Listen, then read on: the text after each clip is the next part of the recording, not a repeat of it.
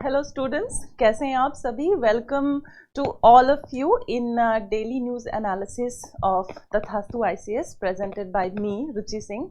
आई hope जो आज तक अभी हमने किया है लास्ट फ्यू डेज में with the help of newspaper daily edition of the Hindu, आपने उसको सारा पढ़ा, रिवाइज किया अच्छे से, and you able to understand now and get a grip over newspaper overall, that is being dependent on your own self. ये नहीं कि जब कोई पढ़ाए तभी आपको न्यूज़पेपर समझ में आए, आपको पेपर खुद पढ़ के खुद समझने की कोशिश करनी चाहिए। As I always said, it helps to develop your own argument and it helps to develop art of articulation required in mains syllabus और mains answer writing.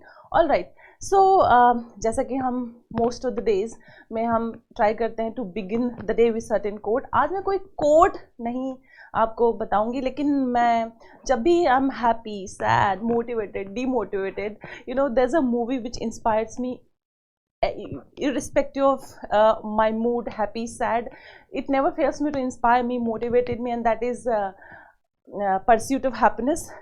The main protagonist is played by Will Smith. There is a story of a man who goes on to sell a bone density scanner, जिसमें उसको बहुत profit नहीं हो रहा होता है, but he goes on to become the best stock broker, all right, and he goes on to establish a company also. वो real life person पे, उनकी story पे based है। The role has been played by Will Smith. उसमें दिखाया है कि कैसे वो डे टू डे चैलेंजेस से रोज़ जूझता है, कैसे ऐसा टाइम भी आ जाता है कि जब अपने घर का वो रेंट भी नहीं दे पाता है, वो काम भी करता है डेली, अपना जो बोन डेंसिटी स्कैनर जिससे उसका डेली खर्चा निकलता है, एटलीस्ट खाने पीने का, रहने का, ठीक है, छोटे मोटे सामान का जो उसका बच्चा जिद करता है वो भी उसको खरीद के देता है, उसको सेल करके। Eight the same time he goes on for the training, बिना सिंगल पेनी के, बिना सिंगल रेम्यूनरेशन के वो ट्रेनिंग पे जाता है। जब वो स्टॉक ब्रोकर के लिए अप्लाई करता है और वो जाता है, वो ट्रेनिंग भी कर रहा होता है। At the same time he comes back and searches for home where he can spend the night, और अपने बच्चे को वो नहला धुला सके, अपने बच्चे का भी केयर करता है वो, और उसमें वो बहुत सारे हार्डशिप भी झेलता है।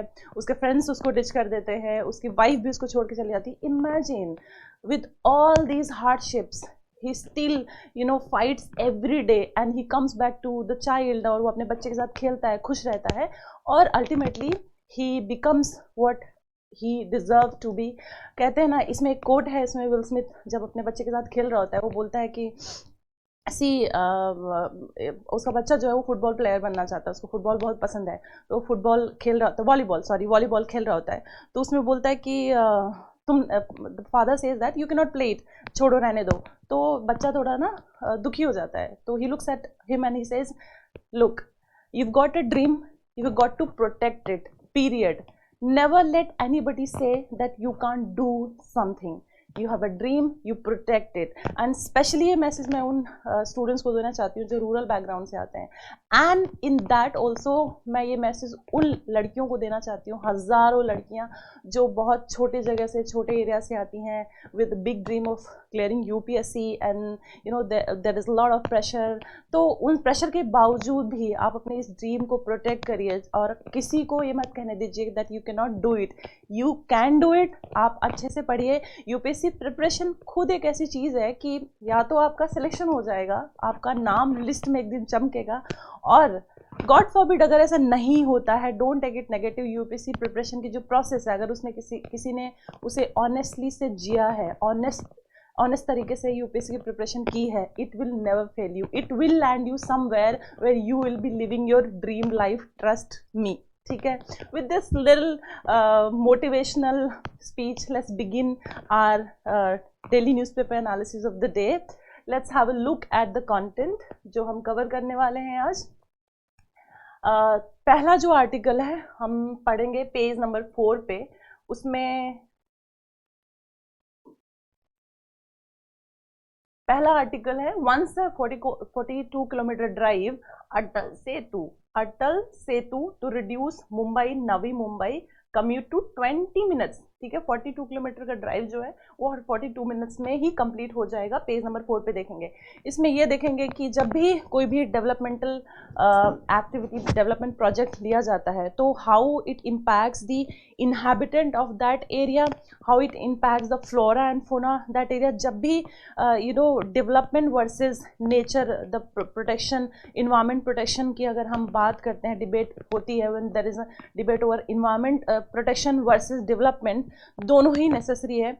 तो अक्सर जो भी डेवलपमेंट प्रोजेक्ट्स उस एरिया में लिया जाता है, वो या तो जैसे लैंड एक्वायर करना हो तो कैसे वो inhabitant of that particular area को इम्पैक्ट करता है। मान लो aquatic, there is an area where development project has to be taken along the aquatic zone, तो कैसे वो एक्वाटिक लाइफ को इम्पैक्ट करता है। मान लीजिए फॉरेस्ट में अगर कोई रोड कंस्ट्रक्ट करनी है, या जैसे अभी लक्षद्वीप में ऑप्टिकल फाइबर नेटवर्क की को बढ़ाने, लगाने की, बिछाने की बात की जा रही है, तो how it is going to impact the people, the tribes of that area and the fauna of that area, the animals of that area. तो ये सब डिबेट स्टार्ट हो जाता है। तो इसमें यही देखेंगे कि what are the benefits of Atal Setu और इससे इम्पैक्ट क्या पड़ने वाला है flora and fauna and inhabitant of that area.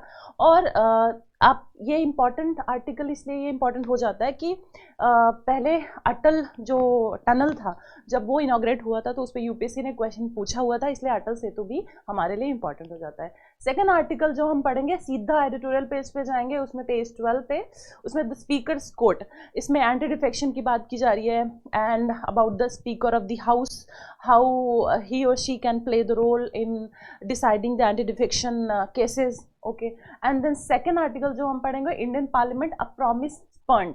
All right, इसमें है द रीसेंट इशू जो कि जब the two young people entered into parliament and they created havoc, then opposition versus ruling party में बहुत सारे डिबेट स्टार्ट हो गए, ऑपोजिशन स्टार्टेड क्वेश्चनिंग और उसकी वजह से रूलिंग पार्टी ने बहुत सारे ऑपोजिशन मेंबर्स को डिसक्वालीफाई कर दिया।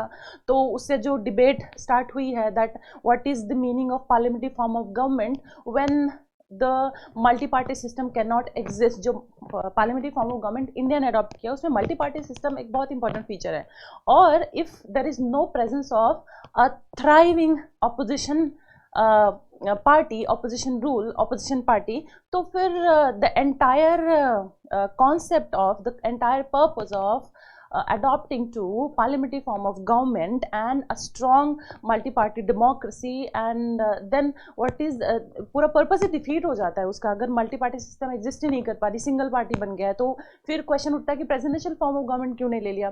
तो parliamentary form of government, presidential form of government and what the other the proposals that this form of government India could have adopted to in the constitution assembly, जो बहुत सारे debate है इस article के through हम वो cover करेंगे। And then are antibiotics और प्रिस्क्राइब्ड इन इंडिया, इसमें हम एंटीबायोटिक रेजिस्टेंस के बारे में थोड़ा सा पढ़ेंगे, एंटी माइक्रोबियल रेजिस्टेंस के बारे में हम थोड़ा सा पढ़ेंगे, and this article that is why becomes important. Last will be covering Surat Indore cleanest cities Maharashtra top state list, page number 18।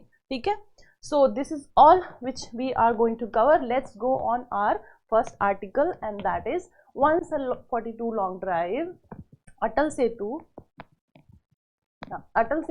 to reduce Navi Mumbai commute to 20 minutes. So it's a good news for the people who likes to travel from Mumbai to Goa, और काफ़ी time बच जाएगा travel का, so you can have more and more visits Goa, tourism भी बढ़ेगा Goa. Good news for the entire Mumbai Goa stretch and good news for the entire nation, because now it is हम बात कर रहे हैं टूरिज्म को बढ़ावा देने का, how tourism can help the GDP growth of the country, overall consumption बढ़ाएगा।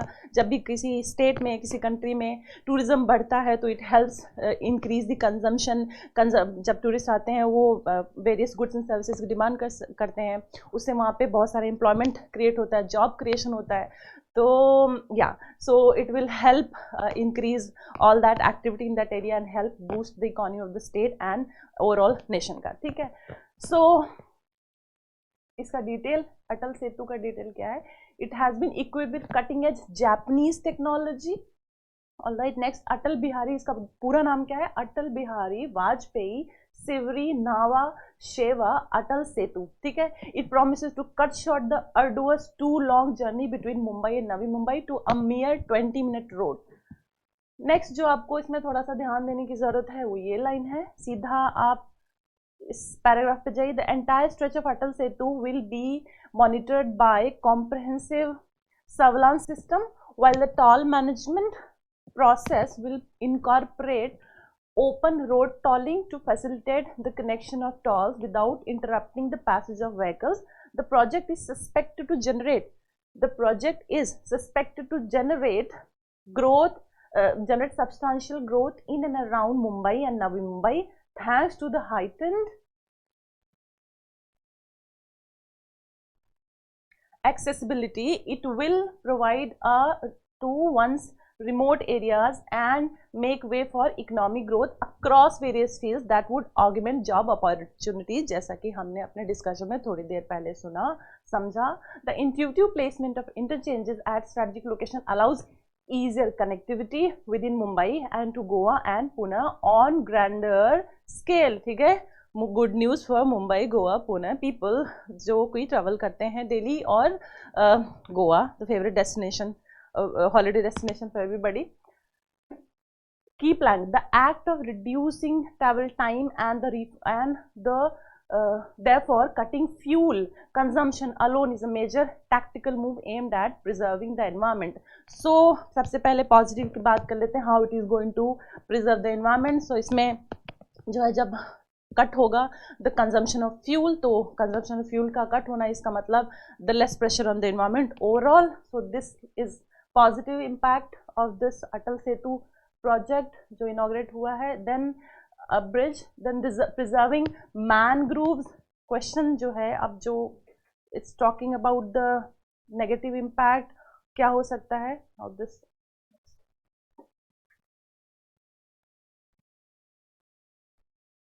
The MMRDA official said that the bridge preserving mangroves and mudflats and securing the natural habitat of migratory birds was emphasized.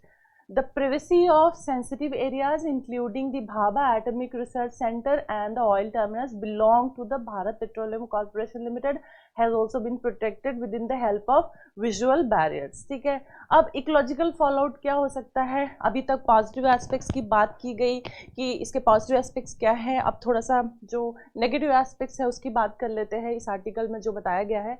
However, जब भी however होता है तो that means negative contradicting argument आने वाला है. ये जो इसको कनेक्टिंग वर्ड्स बोलते हैं. आप लोग भी जब आंसर लिखते हैं therefore, however, on the other hand, ये सब हम वर्ड्स यूज़ करते हैं जब आंसर राइटिंग में. तो आप भी ऐसे आंसर, आप ऐसे वर्ड्स पिक किया करिए ऐसे राइटिंग में, आंसर राइटिंग में आपको बहुत हेल्प करेगा. So however people residing on the coast of. अच्छा, जब मैं बोलती हूँ कि न्यूज़पेपर पढ़ना चाहिए, इंपॉर्टेंट है न्यूज़पेपर पढ़ना, तो why do I keep on emphasising on reading newspaper on your own. Reading newspaper आपको खुद से जब आप पढ़ते हो और आर्ग्यूमेंट्स को अंडरस्टैंड करते हो और अंडरस्टैंड आर्टिकल के जिस तरीके से फ्लो होता है आर्टिकल को समझने की कोशिश करते हो, तो आपको ये आपके सीसैट पेपर में भी हेल्प करेगा जो कि क्वालिफाइंग पेपर है, पेपर 2 ऑफ यूपीएससी. उसमें आपको रीडिंग कॉम्प्रिहेंशन बहुत हेल्प करने वाला है, जो कि आजकल देख रहे हैं large number of students are disqualifying preliminary stage पे ही बिकॉज ऑफ सीसैट ही क्वालिफाई नहीं कर पा रहे हैं वो लोग. ठीक है, तो न्यूज़पेपर ये भी उसमें आपको हेल्प करेगा. Further coming back to our discussion, people residing on the coast feel otherwise. According to Nandakumar Vaman Pawar, president of the Maharashtra Small Scale Traditional Fish Workers Union, traditional fishing communities will have to pay a heavy price for all the development projects being carried out in the fishing zones without their consent. मतलब जब भी किसी area में कोई development project लेते हैं तो जब हम वे फॉरवर्ड हमेशा आंसर्स में लिखते हैं, तो आप ये तो बिल्कुल यूनिवर्सल स्टेटमेंट आप रख लीजिए that whenever you suggesting a way forward और कंक्लूजन आप लिख सकते हो, the government should try to involve all the stakeholders, particularly in this kind of issue. आप लिख सकते हो inhabitant of that area, community residing in that particular area should be taken into consideration and discussion while finalizing project in that area. ठीक है, तो वही बात कर रहे हैं, उनका कंसेंट लेना जरूरी होता है. The entire Atal Setu project has been built on hundreds of concrete pillars पे बिल्ड किया गया Atal Setu, constructed in intertidal fishing zone. More over the cumulatory impact of all these coastal projects has not been considered yet. मतलब environmental impact assessment proper करना चाहिए था. This criticism is about that कि इसका जो overall impact है इस coastal project का, उसको properly consider भी नहीं किया गया है. ये एक negative aspect है इसका. Next, he added that the deposition of sediments in these zones has wreaked havoc on the ecology of these areas, leading to hundreds of hectares of rich fishing zones being transformed into thick mangroves cover, which impacts biodiversity as well as the thousands of traditional fishers. मतलब जो sediment का deposition होता है, जब भी कोई इस तरीके की ब्रिज बनाई जाती है तो उसकी वजह से सेडिमेंट डेपोजिशन होता है उस जो एक्वेटिक जोन है. सेडिमेंट के डिपोजिशन से क्या होता है, द पेनिट्रेशन ऑफ सनलाइट है वो बहुत लो हो जाती है, उसकी वजह से fish do not get proper sunlight and oxygen, due to which the marine life gets impacted. This is about that. So yeah, overall it impacts the biodiversity of that zone. Last paragraph पे जाइए. Now he demanded that government agencies consult the fishing community, the major stakeholder, before announcing such projects that have an impact on their livelihood. So it is a way forward. Next, second हमने ये पढ़ लिया. ठीक है, इसमें हमने पढ़ा कि ये अटल सेतु जो प्रोजेक्ट है उसका स्ट्रेच क्या है, हमने स्ट्रेच के बारे में पढ़ा. उसके बारे में पढ़ा इसके पॉजिटिव जो बेनिफिट्स हैं. फिर हमने इसको पढ़ा कि इसके नेगेटिव एस्पेक्ट्स क्या हो सकते हैं. मेजरली इम्पैक्ट ऑन पीपल जो वहाँ पे रह रहे हैं. देन बायोडाइवर्सिटी पे. उसके बाद हमने देखा कि इसका वे फॉरवर्ड क्या हो सकता है. ठीक है, then we read about a way forward. Way forward में देखा having discussion and taking consent of the inhabitant of that area, the community, the people of that area is a positive step which can be taken to reduce the negative impacts. ठीक है, let's move to the next topic.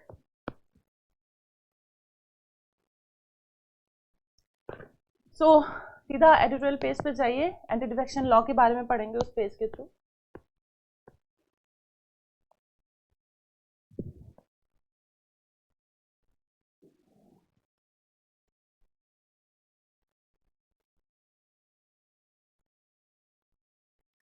इसका picture भी देख सकते हैं आप. अटल सेतु का picture newspaper में दिया हुआ है, आप देख सकते हैं उसको.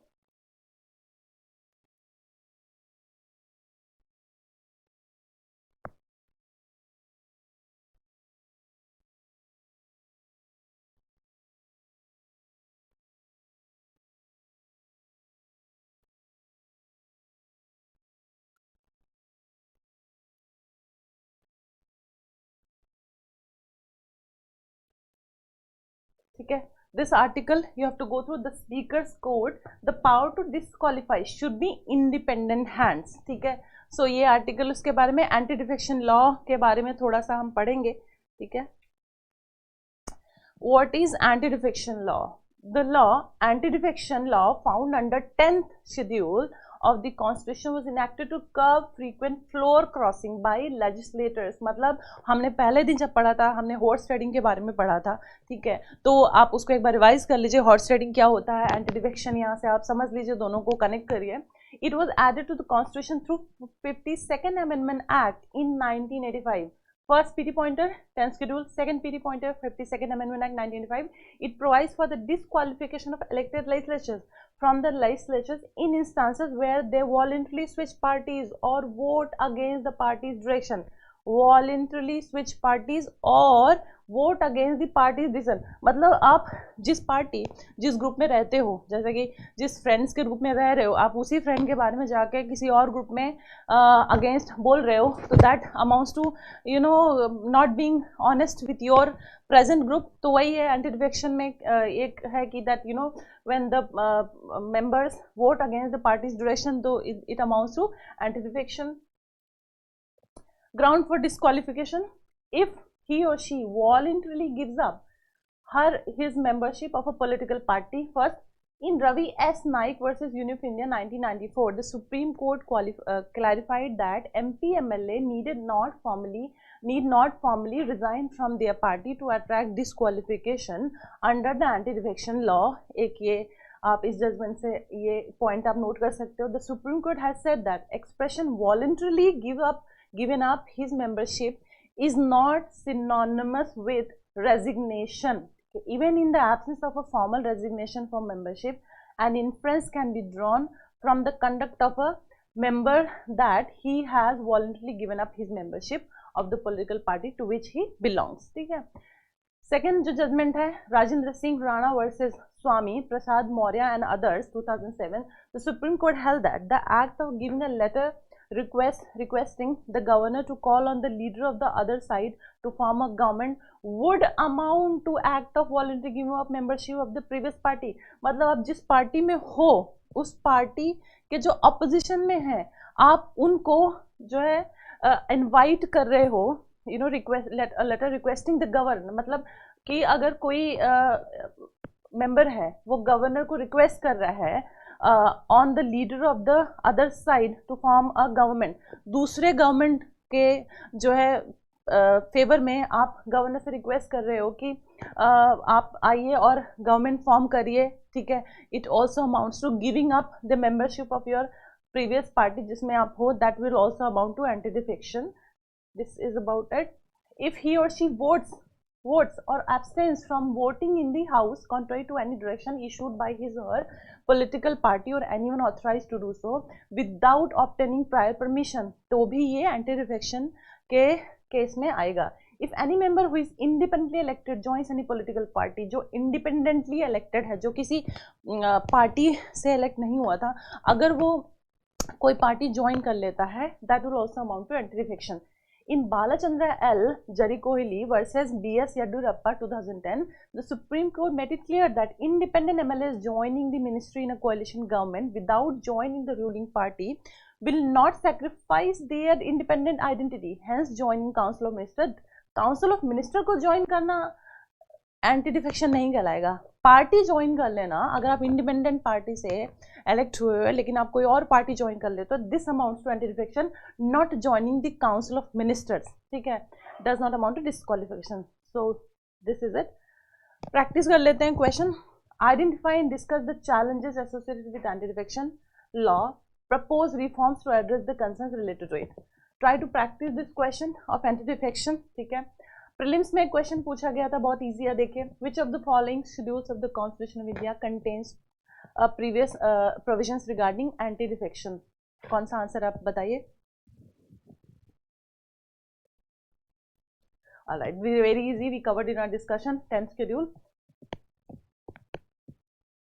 सो नेक्स्ट जो हमारा आर्टिकल है, लेट्स रीड दैट. देखो जो ये आर्टिकल है, the Indian parliament a promise spurn. ठीक है. इसमें जो इस पूरे आर्टिकल में ये बात की गई है कि जब कैबिनेट हमारी गवर्नमेंट फॉर्म हुई थी, जब हम कॉन्स्टिट्यूशन असेंबली फॉर्म हुई थी, तो जब ये डिस्कशन हुआ कि हमें कौन सी form of the government India को अडॉप्ट करना चाहिए, तो there were proposals like presidential form of government, parliamentary form of government लेना चाहिए, या जो है गांधीयन जो कॉन्सेप्ट है वो स्वराज टाइप ऑफ गवर्नमेंट को फॉलो करना चाहिए, या जो पुराने जो राजा महाराजा थे, किंग्स वगैरह था, जो मिडिवल एरा में जिस तरीके से रूल होता था, तो उसको फॉलो करना चाहिए. तो जो ये डिस्कशन हुआ उसके बाद फाइनली ये डिसाइड हुआ कि we will follow parliamentary form of government. ठीक है. अब पार्लियामेंट्री फॉर्म ऑफ गवर्नमेंट ले लिया, suiting to the large diversity of people in the country, ethnicity, cultural diversity etcetera.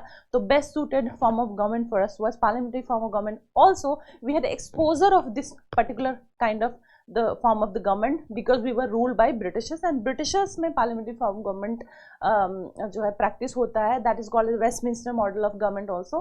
तो because of हमें exposure था and parliamentary form of government suited to diversity जो nature है, जो fabric है हमारी country का, so we took up parliamentary form of government. लेकिन अभी रिसेंट में जो बहुत सारे केसेस हो रहे हैं, जैसे कि जब those two young people entered into the parliament and they created havoc, बहुत सारा डिस्कशन स्टार्ट हो गया, बहुत सारे डिबेट स्टार्ट हो गए, अपोजिशन पार्टी ने बहुत सारे सवाल खड़ी कर दिए रूलिंग पार्टी पे, उसकी वजह से रूलिंग पार्टी ने अपोजिशन के मेंबर्स को डिसक्वालीफाई कर दिया। तो जब अपोजिशन ही नहीं है, पार्लियामेंट्री फॉर्म ऑफ गवर्नमेंट का एक बहुत इंपॉर्टेंट फीचर होता है कि एक स्ट्रॉन्ग अपोजिशन होनी चाहिए जो क्वेश्चन करता रहे टाइम टू टाइम पॉलिसीज़ वगैरह जो रूलिंग पार्टी की है, उनके जो एक्शंस हैं, जो उनके डिसीजंस हैं, तो उससे क्या होता है, अकाउंटेबिलिटी हमेशा बनी रहती है। तो जब अपोजिशन पार्टी नहीं रही, मल्टी पार्टी गवर्नमेंट जो हम मल्टी पार्टी सिस्टम जो है हमारे यहाँ वो प्रिवेल ही नहीं कर रहा है, तो what's the then there is also obviously this debate will start arising कि why should we adopt to presidential form of government, parliamentary form of government फिर हम लेके चल ही क्यों रहे हैं। सो ये सब क्वेश्चन इसमें यही सब डिस्कस किया गया है। ठीक है, देख लीजिए आप। The house has witness in history when 2 young men with gas canister jumped onto the floor of the Lok Sabha from his gallery and spread pandemonium there for reasons little known so far. The incident led to standoff between opposition and ruling party, eventually leading to the suspension of 146 members of both the House of Parliament from different opposition parties. ठीक है, तो कह रहा है much of this discussion both these unprecedented events led has hitherto focused on procedural and regulatory concerns. मतलब procedure को लेके और जिस तरीके से रेगुलेट होता है पूरी जो प्रोसेस है, जो फंक्शनिंग है, उस पर क्वेश्चन उठ गया है। Having a parliamentary government, Westminster model, Westminster system भी कहते हैं, तो कह रहा है देयर वाज मच कंटेस्टेंट। जब हमारी when the question arose कि कौन सा government form of government follow करना चाहिए, तो there was much contestation within the constituent assembly as well as outside regarding the form of government best suited for India. There were at least 4 instances around which the debate raged. 4 instances कौन कौन से थे? Presidential, Indian orthodoxy, जैसे कि जो राजा महाराजा जिस तरीके से रूल करते थे हमारे यहाँ, तो बोल रहा है स्वराजिस्ट में मतलब ये क्या है कि पंचायती राज सिस्टम को जो grass root level of democracy, grass root level of पे जो गवर्नमेंट है जिसको हम पंचायती राज बोलते हैं, गांधी जी इसके मेजर उन्होंने इसको बहुत स्ट्रॉन्ग तरीके से he vouched for it that India should go for Swarajist form of government, जिसमें सबसे ज़्यादा मैक्सिमम पावर ना तो यूनियन के पास होनी चाहिए ना ही सेंटर के पास होनी चाहिए, that is grass root level पे होनी चाहिए, वो है पंचायती राज। ठीक है, so this is about it. और पार्लियामेंट्री के बारे में हम अभी पढ़ेंगे। तो अभी करेंटली हमने पार्लियामेंट्री फॉर्म ऑफ गवर्नमेंट को ही अडॉप्ट किया, जो कि कॉन्स्टिट्यूएंट असेंबली में डिबेट हुई थी, तो हमने पार्लियामेंट्री फॉर्म ऑफ गवर्नमेंट को अडॉप्ट किया था। सो ये इंडियन ऑर्थोडॉक्सी और स्वराजिस्ट मॉडल के बारे में एक्सप्लेन किया, थोड़ा सा हमने समझ लिया ऑलरेडी इसके बारे में। Those who marshal this argument pointed out that there needs to be decisive authority which can claim itself as the voice of citizens community. ठीक है, अब इसकी फेवर में बता रहे कि जो पार्लियामेंट्री फॉर्म ऑफ गवर्नमेंट जो हमने अडॉप्ट किया, जैसे ये रहा लास्ट में कि सॉरी जिस making onion sort to reason है, ठीक है।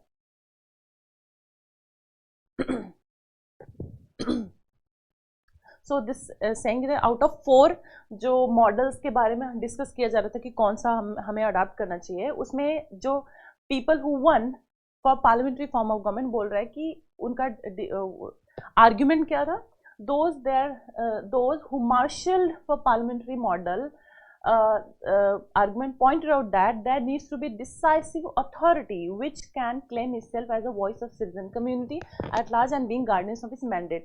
The executive must be collectively responsible, जो कि feature of the parliamentary form of government है।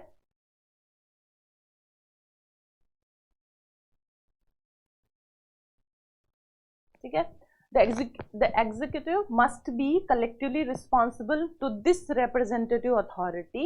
If the executive loses the trust of popularly elected house, it can no longer continue in office. ठीक है, then they pointed out that parliamentary system marks a better space for minorities in the political arena to make their case in comparison to the presidential system, and does not assume what is good for the citizen community in advance as other competing models do.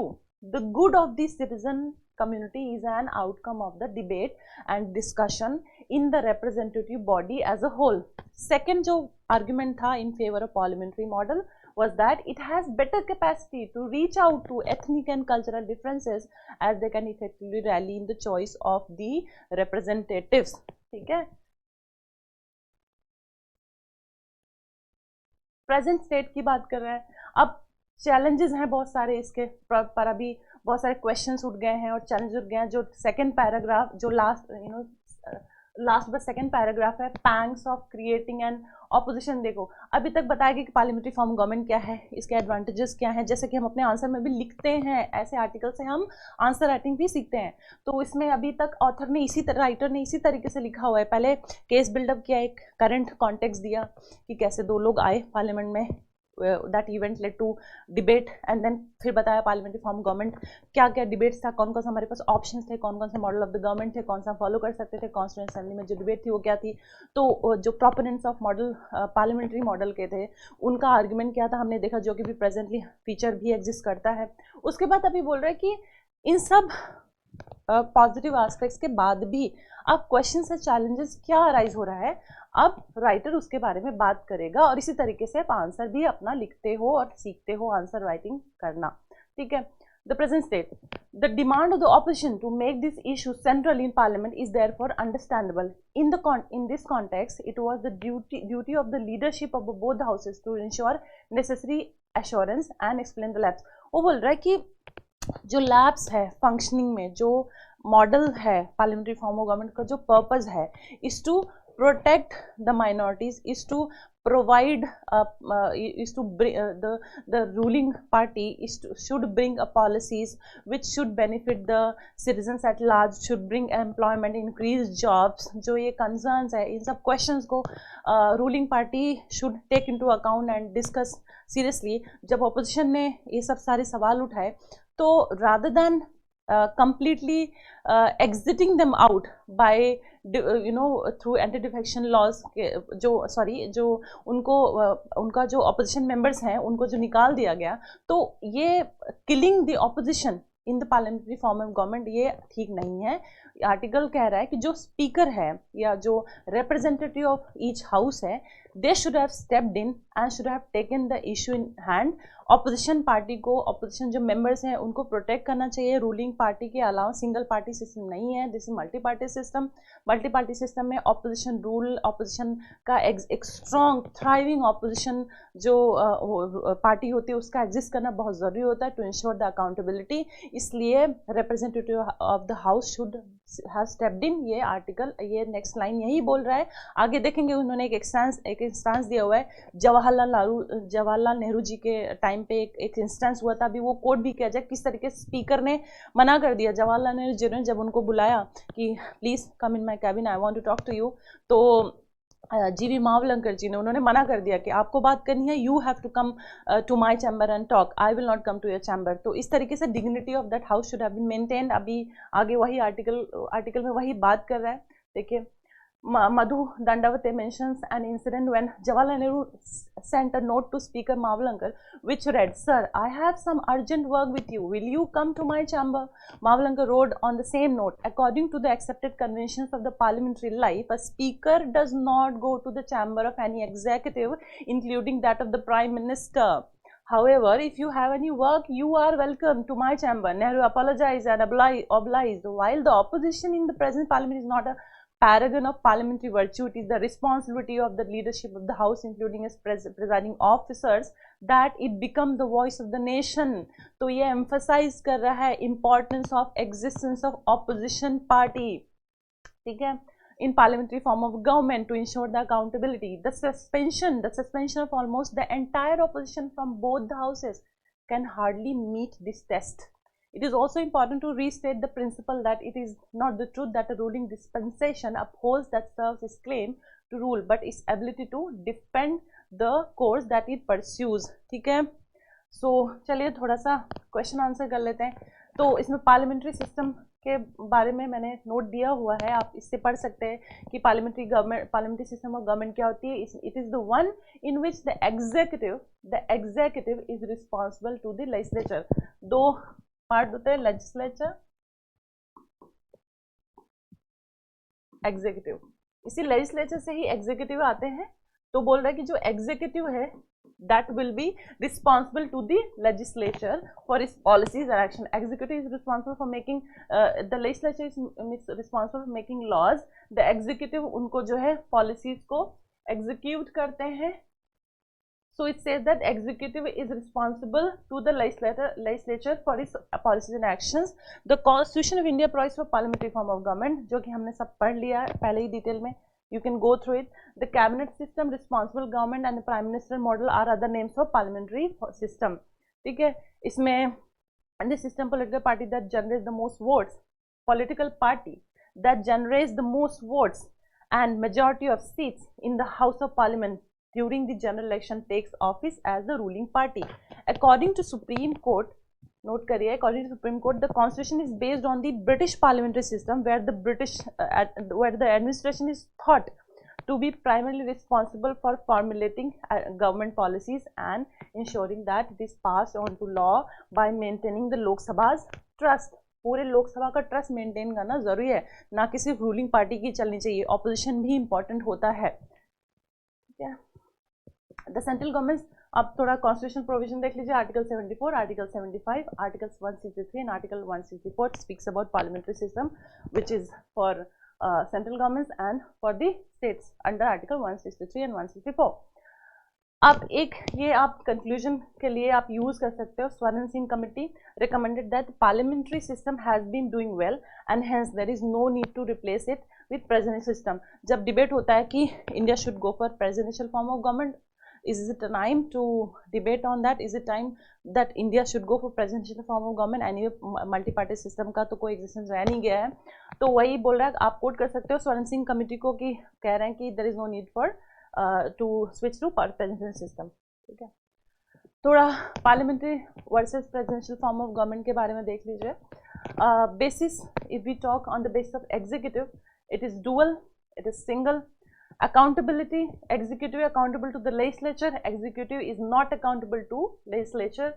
Ministers, only MPs जो member of parliament है सिर्फ उन्हीं को ही minister बनाया जा सकता है. But presidential form of government, people outside the legislature can be appointed as the ministers. Dissolution of lower house, that is Lok Sabha, parliament can dissolve before the expiry of the term. इसमें president cannot dissolve.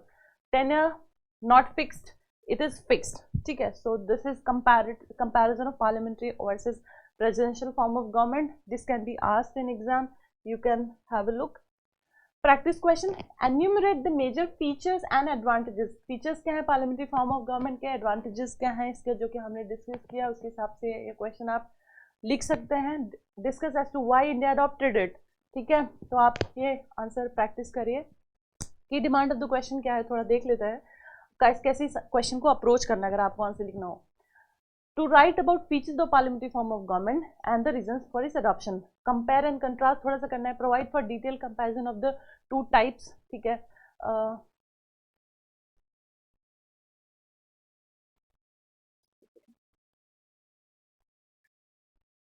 या थोड़ा presidential form of government को और थोड़ा सा parliamentary form of government को आप बता दीजिए एंड क्या क्या डिफरेंट एंड सिमिलरिटीज हो थोड़ा बता दो. फिर one must provide for detail assessment of the two, थोड़ा बता दो.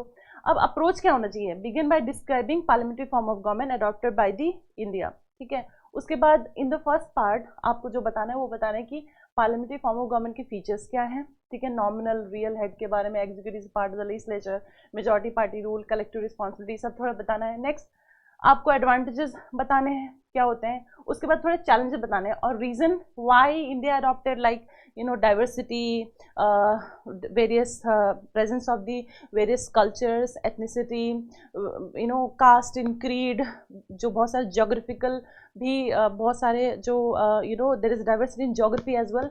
सो this parliamentary form of government was most suited to India's diverse fabric of the nation.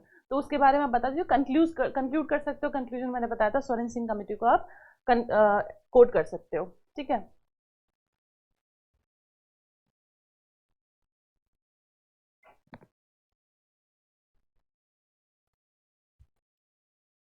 Next grocery देखते हैं. ग्रोसरी अपना टेबल ऑफ कंटेंट में हमने क्या क्या अभी तक कवर कर लिया.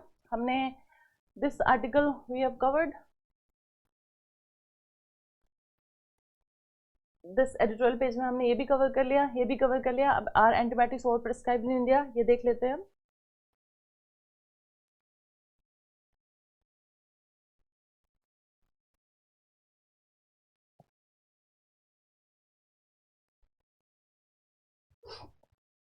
सीधा साइंस पेज पे जाइए.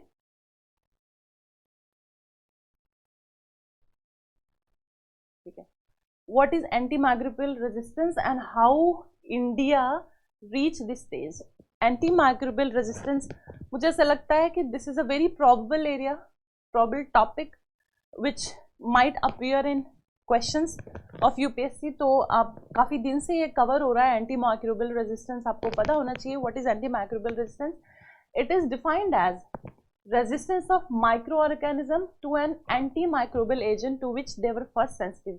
The present serious concern about AMR is that multiple types of bacteria, particularly in the Indian context, E. coli, Klebsiella, such things आप देख लो, which you don't need to remember also. Staphylococcus aureus, Enterococcus, E. coli थोड़ा आपको याद होना चाहिए. Patients who get infections with these resistant strains of bacteria have a higher possibility of poorer health outcomes due to resistance. जो अभी इस particular issue में बात की गई वो की गई है कि जो एंटीबायोटिक्स जो हैं जो प्रिस्क्राइब हो रही हैं वो प्रॉब्लम को ट्रीट करने के लिए नहीं हो रही है, बट उसको सिम्टम्स ही को एलिमिनेट करने के लिए ज़्यादा से ज़्यादा बहुत ज़्यादा एंटीबायोटिक्स प्रिस्क्राइब की जा रही हैं, जो कि कॉज ऑफ कंसर्न है. More uptake of antibiotics causes the bacterias, जो कि गुड बैक्टीरिया बैड बैक्टीरिया दोनों हमारी बॉडी में होते हैं. द गुड बैक्टीरियाज के ऊपर बहुत नेगेटिव इम्पैक्ट पड़ता है, और जो even the bad bacteria they become resistant to those medicine और वो रिस्पॉन्ड नहीं करते हैं. ठीक है. तो एंटी माइक्रोबियल रेजिस्टेंस आप यहाँ से थोड़ा सा समझ लीजिए.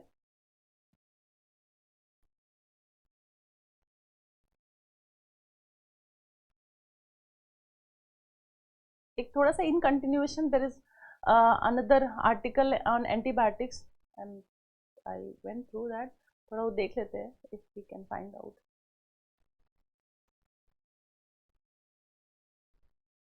Well, I think this is it about antimicrobial resistance. इस ज़्यादा और कुछ जानने की जरूरत नहीं. साइंस पेज पे जाइए, थोड़ा सा वहाँ पे दिया हुआ है. Entrepreneurship turning the tide against antimicrobial resistance. वो उस आर्टिकल के इन कंटिन्यूएशन आप ये वाला आर्टिकल पढ़ सकते हो, जस्ट फॉर क्यूरियोसिटी और थोड़ा सा समझ के लिए कि एंटीबायोटिक रेजिस्टेंस क्या होता है और रीसेंट न्यूज़ क्या चल रहा है उसके बारे में. Article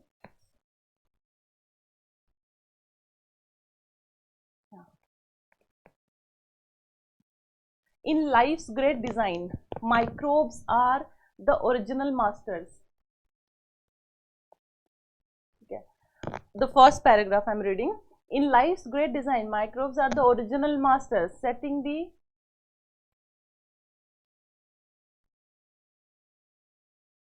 the stage long before humans came into picture, outnumbering us in an astonishing display of their survival skills. These tiny beings are everywhere, from the farthest corners of the earth to the inner working of our own bodies, reminding us that we are as much microbial as we are human.